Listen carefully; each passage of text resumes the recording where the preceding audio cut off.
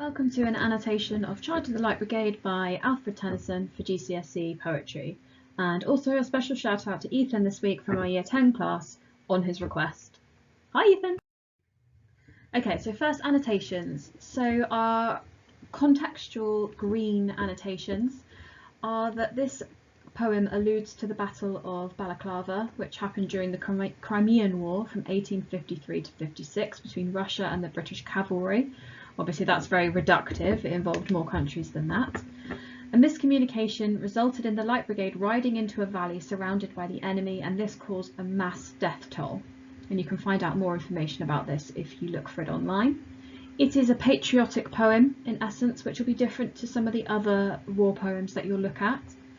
And part of the reason why is because this was written by Tennyson, who was poet laureate at the time and was expected to write in a pro-government, pro-war way, and this can almost act as propaganda to support the war effort. In terms of structure, there is a regular rhythm which is quite obvious as soon as you start reading the poem.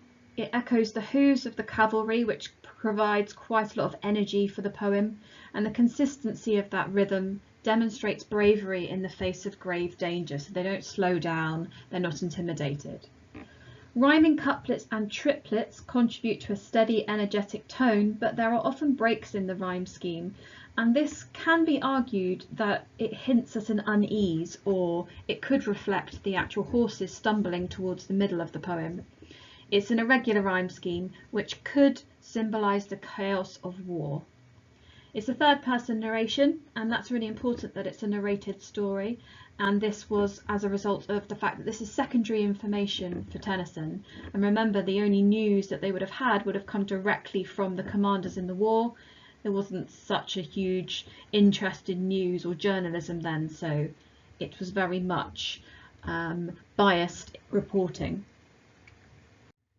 Okay, so in the first stanza, it begins in media res, which you will see in other poems like Bayonet Charge, so that makes it quite exciting. And instantly, after half a league onward, which means approximately 1.5 miles, the soldiers are described as going into the Valley of Death. Now, I don't know about you, but if I was riding into the Valley of Death, I would feel quite petrified. And this metaphor emphasises the danger that they are riding towards, and it could foreshadow the poor or the bad things that happen to them later, and the deaths. It's also a biblical allusion, so you'll probably be familiar with this, if nothing else from songs that you might have heard, but this biblical allusion is through the valley of the shadow of death I will fear no evil. So this could suggest that the soldiers are incredibly brave because they believe in God, and that gives them comfort, or they need comfort from God because they're feeling anxious about riding into the valley of death but they can't show it. So they are referred to as the 600, and this can be read one of two ways. So firstly, it could suggest that they are a collective, so they're a team, they work together, or this could dehumanise the Light Brigade in the fact that they're never really named individually, they're just a collective, and therefore they seem more disposable. And you'll see that dehumanisation in other poems like Bayonet Charge. So forward the Light Brigade, so this in speech mark shows that this is a command, probably from the commanders, and the imperative verb emphasises the danger and the bravery, so it suggests that they need to move quickly and they need to go straight into action, and there's no hesitation there. It could also emphasise the fact that they are subject to the will and commands of those higher up than them. The refrain of Rode the 600 is used as a tribute, so every stanza ends with something about the 600, and that almost sticks in your mind as something that you need to remember because you need to value their lives and you need to tribute them. In the second stanza there is a rhetorical question: was there a man dismayed? And this rhetorical question again is just used to emphasise how brave the soldiers were. Remember that Tennyson was fully supportive of the Light Brigade and everything that they'd done, and believed that they were incredibly brave. And this fits with old-fashioned ideas of war, with your swords and your horses, and that it was a very gentlemanly way of fighting. It also makes the reader imagine how certain the Light Brigade were. They weren't worried, they weren't thinking about it, they just did as they were told because they were incredibly brave.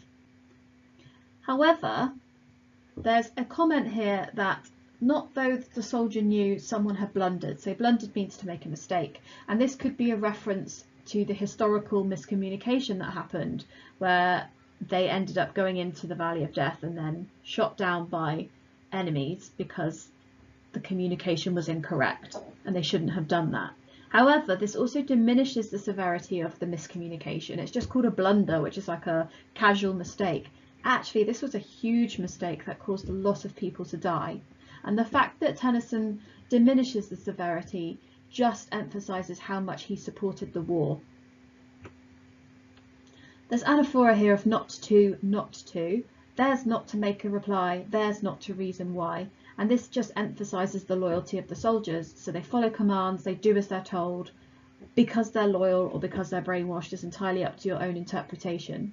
But remember, this was propaganda for the British people.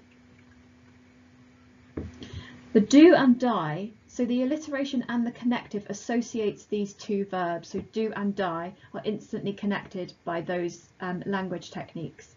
So this might suggest a natural consequence that the action results in death, or the plosive D is also quite commanding and quite brave, so it makes it sound like it's an honour to die for your country. Do and die. And remember, historically it was an honourable thing to die for your country. In the third stanza, we have a repeated image of cannons. So cannon to the right of them, cannon to the left of them, cannon in front of them. And this repeated image shows how dangerous the situation was and gives a real visual about how surrounded the Light Brigade were and how vulnerable they were. The tripling of volleyed and thundered and stormed conveys how much danger again they are in and the action of that. So these are onomatopoeia showing how overwhelming the situation was, but then how brave they were in turn. The sibilance of shot and shell just mimics the gunfire. So again, a really kind of auditory way of describing the situation, really overwhelming in terms of senses for the reader. And now we've got the jaws of death. So we had the Valley of Death before, and this has changed to the jaws of death. And the personification of this makes it sound monstrous. And I think this in turn reveals how the severity of the situation for the soldiers has increased from the first stanza. Before it was a Valley of Death, and now it is the jaws of death. So it sounds like an active enemy now. And Road to 600, so we've got the refrain, and it reminds the reader of the number of these soldiers who were affected by this battle. So flashed is repeated at the beginning of these two lines, anaphora again, and these action verbs are very heroic, so they flash their sabres, they've got their sabres out and they are ready to fight. Makes them sound really precious as well, maybe linking them to some sort of precious metal. Flashed as they turned in air, sabring the gunners there. So the comparison between the sabres, which are swords, and the gunners demonstrates the inequality between cavalry and the Russians. So a sword versus a gun, the person with the gun's always going to win. So it shows perhaps that they were at a huge disadvantage, and maybe Tennyson is using that as a reason why they were defeated, not because they weren't brave enough, not because they weren't skilled enough, but because they simply didn't have the same sort of weaponry as the Russians did. So the army are described as charging, and the world, so the people at home, are described as wandering. So there's a comparison between the actions here. People at home wander, the cavalry charge. So it doesn't matter what the world thinks, they were just brave, they did what they were told, and even though the world were wondering what on earth they were doing, why they wanted to do it, the cavalry didn't think about it because they were so brave and so loyal to their country. The verb choices of plunged and broke and reeled glamorise war, so they're really quite heroic type verbs and show how exciting and heroic war actually was. The change in the refrain at the end with not the 600 shows reverence for what's happened. It creates a tone of sadness because we find out here that actually they didn't all survive. So there's a continuation of the canon imagery. The danger is ever present, so it's repeated at the beginning of the last stanza and the beginning of this stanza. It hasn't gone away, it's relentless, this danger that the soldiers are in. And then there's a comparison here between this line and the previous line at the same point in the stanza. This one says, "While horse and hero fell," in comparison to the last one, which was "Boldly they rode." And again, we can see this comparison. This is the sadness now that is ensuing because they're being defeated. The repetition again, all that was left of 600, the repetition adds to that sombre tone. So this is quite a sad stanza. Final stanza. This acts as a eulogy, so it's different to the rest of them. The rest of the stanzas describe the battle, and now this is a reflective eulogy type stanza. So there's a semantic field of heroism with glory, charge, honour, noble. So just a reminder from Tennyson about how brave this army were and how much we should revere them.